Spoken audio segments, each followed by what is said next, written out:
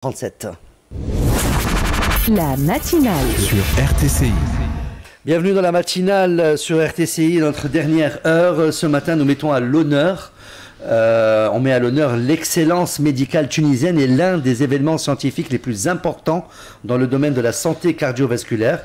J'ai le plaisir de recevoir deux invités de marque, le professeur Hedi Ben Slima, chef de service de cardiologie à l'hôpital régional de Manzal Bourguiba, et Dr Mouaz Boudiche, coordinateur du prix Ali Bousnina, qui est aujourd'hui à sa 19e édition. Institué en 2007, ce prix prestigieux est bien plus qu'une distinction, c'est un moteur d'innovation, un catalyseur qui stimule chaque année la recherche en cardiologie, en chirurgie cardiovasculaire partout en Tunisie.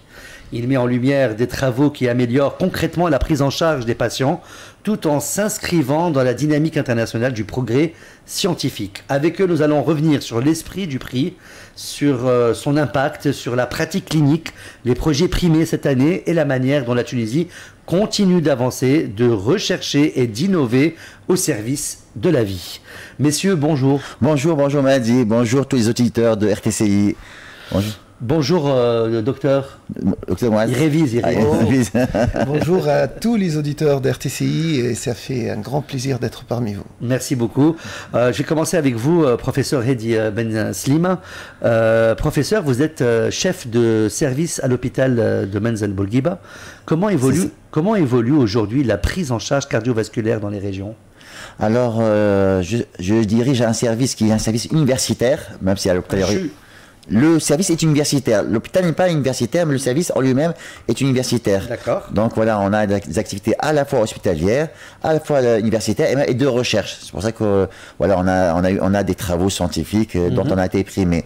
Donc voilà, la prise en charge de la cardiologie, d'abord dans le monde, ça a évolué de manière à vitesse grand V, des nouveautés tous les jours, aussi bien sur le plan les médicaments, aussi bien sur le plan les thérapeutiques, les modalités, les technicités, les méthodes, le matériel, et ça sûrement vous en entendez tous les jours. Les moyens, voilà, ça c'est tous les jours. Ça c'est dans le monde. Et vraiment avec des nouveautés, des traitements révolutionnaires dans plusieurs domaines, dans l'insuffisance cardiaque, dans l'infarctus du myocarde, dans la fibrillation atriale, voilà, et j'en cite, c'est vraiment une large panoplie. Ça c'est dans le monde. En Tunisie, on n'est pas de reste également. Alors également, nous sommes vraiment très attachés à l'évolution qui se passe dans le monde, et ça vraiment, c'est vraiment tous les cardiologues de la Tunisie sont attachés à cela. Et via notre société, la Société tunisienne de cardiologie et de chirurgie cardiovasculaire, dont je salue le président, professeur Youssef Ben Hamad. Voilà. Et voilà, en Tunisie, honnêtement, les traitements les plus avancés en termes de cardiologie, bien pour la cardiologie, on les a assez rapidement par rapport aux autres pays. On a eu plusieurs molécules qui ont été introduites en Tunisie ces dernières années, et beaucoup d'autres qui sont bientôt d'ailleurs. Ça c'est de 1. De 2, les technicités, on a aussi également au niveau des salles cathétérisme, on a beaucoup de cardiologie interventionnelle. On est un pays qui dispose autant de nombre de salles cathétérisme par habitant qu'en France ou au Canada, pour que les choses soient claires. C'est important de le préciser. C'est important. En France, on réalise 1200 angioplasties coronaires par million d'habitants. En Tunisie, on est à 1000 angioplasties coronaires. Donc on n'est pas loin. Certes, il reste encore du chemin, mais on n'est pas loin. En Tunisie, les matériels qu'on utilise, c'est vraiment pas loin du matériel qu'on utilise ou identique qu'on utilise à l'étranger. C'est que ce soit dans les cliniques ou dans les hôpitaux. Dans les hôpitaux, par exemple, là où j'exerce, on exige du matériel avec du FDA approved pour vous dire annuellement. Incroyable. Vous n'avez pas du matériel FDA approved. Vous savez que FDA c'est la. Pour moi, c'est du chinois là. C'est la Food Drugs Administration aux États-Unis. D'accord. Voilà, pour vous dire qu'on est vraiment. Voilà, on rigole pas. Voilà, pour quelque chose. Attention, on rigole pas. Ah non, pas du tout. Ah non, pas du tout. Faire attention, c'est des dispositifs qui sont vitaux, c'est des dispositifs qui sont importants et qu'on va conserver à vie. Donc voilà. Professeur, quels sont selon vous les défis les plus urgents pour améliorer la santé cardiovasculaire en Tunisie ? Ah, ça c'est une grande question, je vous remercie. Alors en Tunisie, il y a d'abord un grand défi, un grand chantier qui est la prévention cardiovasculaire. Honnêtement, déjà la Tunisie, vous savez très bien, elle est classée parmi les pays à très haut risque cardiovasculaire. On est dans le rouge foncé, hein, dans le bassin. On n'est pas loin du noir, quoi. Oui, malheureusement, il faut le dire les choses comme elles sont. Ouais, il faut dire les choses.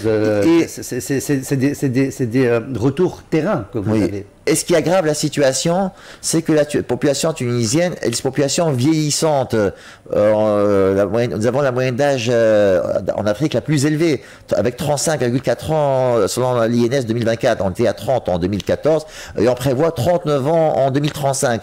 Donc voilà, et vous savez très bien, plus la population est vieillissante, plus on rentre dans les maladies cardiovasculaires. Donc si en plus c'est sur chaque 100 habitants, on a plus de risques de maladies coronaires qu'ailleurs, ben il y a une bombe à retardement devant nous.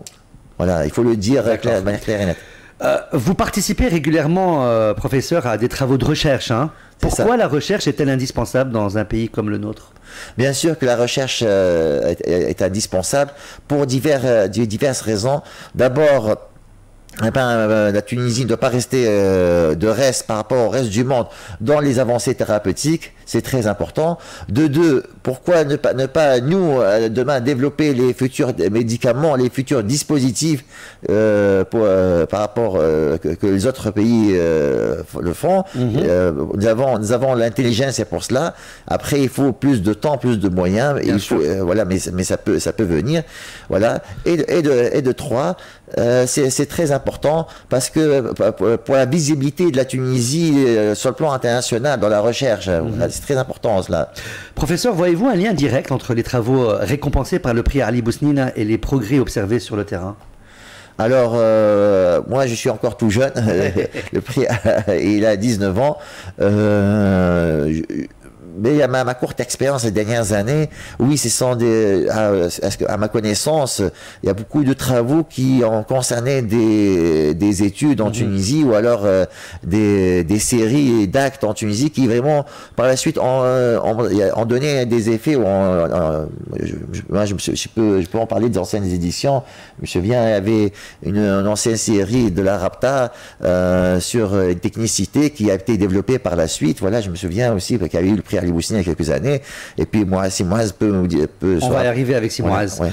Encore une ou deux questions, professeur. Est-ce que les nouvelles approches diagnostiques changent déjà la vie des patients au quotidien? Absolument. Ah, là, ça, les approches et diagnostiques et thérapeutiques. Les approches diagnostiques, alors là, comme je vous ai dit, on est dans une révolution. Aussi dans tous les différents moyens que nous avons pour diagnostiquer de manière précise les pathologies cardiovasculaires. Avant, il y a 70 ans, c'était électrocardiogramme, et puis il y a eu l'introduction dans les années 80 des appareils d'échographie cardiaque, qui en est vraiment chaque année, chaque 2 ans, on a des appareils de plus en plus sophistiqués, avec des moyens d'imagerie de plus en plus sophistiqués. Par exemple, nous au service, on vient d'acquérir un nouvel appareil qui fonctionne avec l'intelligence artificielle. Là, on a eu, je remercie le ministère de la Santé qui me l'a octroyé pour 800 000 dinars. Hein. C'est pas peu, hein. C'est pas peu. Voilà, je remercie tous ceux qui. Mais rien n'est cher pour nos patients et pour bien sûr, bien sûr.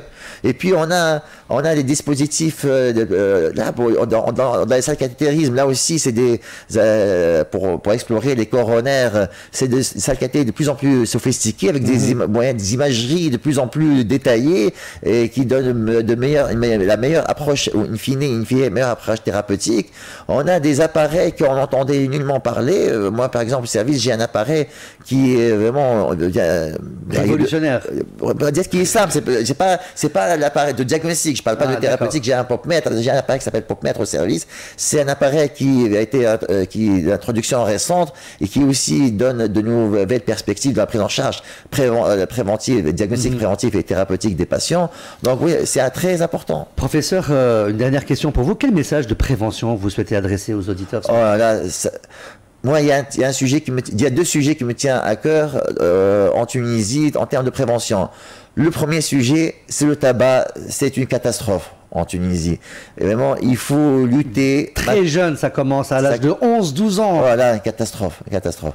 C'est catastrophique, c'est vrai. Il faut absolument taper fort en termes de lutte anti-tabac en Tunisie. Je me souviens, il y a 20 ans, Jacques Chirac, dans le sommet de la COP de l'environnement, disait « Notre terre brûle, nous avons la tête ailleurs ». Ben, la même chose, en termes de tabac, en termes de diabète, la tête brûle. Ça brûle, et des fois on a la tête ailleurs, c'est vrai. Non seulement le tabac, mais aussi le narguilé, hein, très important aussi, la chicha. C'est mortel ça aussi, hein. On dirait que c'est 3 paquets de cigarettes en un coup. Le deuxième volet, pour répondre, à la question, il y a tout ce qui est lié au diabète, aux anomalies métaboliques, parce que pourquoi on boit beaucoup de boissons gazeuses, ça aussi c'est un poison. On a perdu notre régime méditerranéen, on l'a perdu en Tunisie, malheureusement, on bouffe, on a beaucoup de malbouffe. Voilà. Et le 3, malheureusement, c'est l'activité physique. Moi, quand je fais du sport. On est très stressé, on a beaucoup... Marcher au moins. Voilà, on est très pris. Et puis, moi, par exemple, quand je vis maintenant, il y a énormément d'embouteillages pour tout ce monde-là qui avait dans les embouteillages. Plus la pollution. En plus la pollution. On peut s'étaler. Hein. Voilà, c'est vraiment... Merci, professeur. Oui, merci. Je passe à vous, docteur Mouaz Boudiche. Hein, vous êtes coordinateur du prix. On va parler du prix Ali Bousnine, justement. Docteur, pour commencer, que représente aujourd'hui le prix Ali Bousnine dans le paysage scientifique tunisien ? Tout à fait, ça reste un événement très important dans le paysage de la cardiologie et de la chirurgie cardiovasculaire en Tunisie. Et cette année, c'est la 19e édition du prix Ali Bousnine des laboratoires Saïf. Et ça a eu la naissance depuis 2007. Donc là, je dis bien, je vois, d'après la question que vous avez posée tout à l'heure, que ça fait 19 ans. Et chaque année, on a de l'ordre du 10 travaux de recherche renommés. Donc, ça fait 190 recherches déjà en 19 ans. C'est du poids. C'est énorme. Et d'autre part, le prix, il est à 2 vitesses. Première vitesse, premier prix pour encourager le premier, et à une deuxième pour encourager le deuxième, parce qu'on a fait de sorte à encourager ceux qui se bataillent pour faire avancer la recherche en Tunisie et en cardiologie et chirurgie cardiovasculaire. Sur ça, je tiens à dire que depuis sa création, ce prix était un catalyseur de l'innovation, reconnaissant le potentiel de nos cardiologues à développer de nouvelles approches diagnostiques et thérapeutiques, relevant les défis actuels et futurs de la santé cardiovasculaire. Donc sur ça, je tiens à dire que cette quête de l'excellence est le fruit de la collaboration étroite entre chercheurs, institutions et industriels. Parce que ce prix, il a 3 associés, l'Association tunisienne de cardiologie et de chirurgie cardiovasculaire, le ministère de la Santé et les industriels tunisiens, en l'occurrence le laboratoire. Donc sur ça, je dis qu'on est toujours amené à vivre l'innovation auprès des médecins-chercheurs pour le prix Ali Bousnine.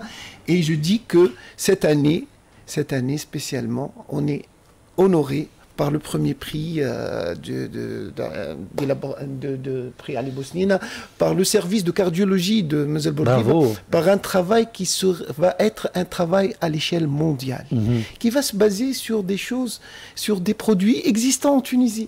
C'est simple. Et sur ça, je vais laisser après la parole. On n'a plus beaucoup de temps, il nous reste 8 minutes. Et deuxième prix, il a eu le service de cardiologie de Sfax. Bravo en tout cas pour le prix. C'est très important de le souligner que c'est un immense honneur d'avoir le premier prix Bousnine en tout cas. Bravo. Et deuxième prix, c'est professeur Leila Abid, qui est chef de service à l'hôpital Hedi Chekra à Sfax et qui ne cesse de nous honorer dans les congrès internationaux par sa présence, par son ajout à cette spécialité. Et je dis que c'est une occasion pour que on continue encore et encore à chercher derrière ces intelligences artificielles plutôt tunisiennes. Il faut dire que ces médecins-chercheurs, il faut toujours les encourager parce que ça apporte un plus aux patients tunisiens et à la Tunisie à l'échelle internationale. Et un petit rajout qu'il y aura un plus dans ce prix pour toute publication international du gagnant. Voilà. Alors, le prix vise à stimuler la recherche dans toutes les régions. Est-ce que cette dynamique fonctionne? Voyez-vous plus de contributions venant du sud, du centre ou de zones éloignées? Tout à fait. Ce prix stimule la recherche dans toute la Tunisie, du nord au sud, de l'est à l'ouest, et favorise les échanges scientifiques entre les différents pôles régionaux. Donc cette dynamique contribue à enrichir le paysage de la recherche scientifique. On a eu des gagnants de Bizerte, des gagnants de Meselbourguiba, des gagnants de Tunis à tous les services chirurgie cardiovasculaire et de cardiologie, de Sousse, de Sfax, de Mednine. Je trouve qu'on a pu même explorer nos services dans toute la Tunisie. Et là, je dis bien qu'il faut veiller pour que ce prix continue et trouve de plus en plus de succès. Voilà. Est-ce que les projets primés aboutissent parfois à des véritables applications cliniques ou à des innovations utilisées dans les hôpitaux? Tout à fait, tout à fait. Moi, j'ai vécu des travaux qui ont généré des méthodologies nouvelles à l'exploration, par l'utilisation de l'intelligence artificielle dans l'exploration radiologique. Absolument. Et dans les traitements percutanés de l'insuffisance aortique et tout. Et ça fait qu'on a généré en Tunisie des méthodologies purement tunisiennes et qui ont de l'écho à l'échelle internationale. Comment voyez-vous l'avenir de la recherche cardiovasculaire en Tunisie? Je vois que là, a généré ce flux de recherche et en plus... Vous pouvez répondre aussi, professeur, vous voulez intervenir. Je vais répondre. Il y a un rajout, c'est qu'il y en a d'autres laboratoires tunisiens qui nous ont suivis. Là maintenant, il y a 3 prix de recherche et ça fait que tant il y a de la recherche en Tunisie, il faut l'encourager. Et je peux vous apporter un scoop que prochainement, il y aura un prix pour la recherche en pharmacologie. Et les études pharmacologiques ont de quoi pousser à aller plus loin dans la recherche. Et déjà, il y a eu un mois la naissance du prix en ophtalmologie. Et là, je dis bien, toute occasion pour encourager des chercheurs et médecins qui ont eu le défi de travailler dans les hôpitaux et en Tunisie et à croire en l'avenir de la Tunisie.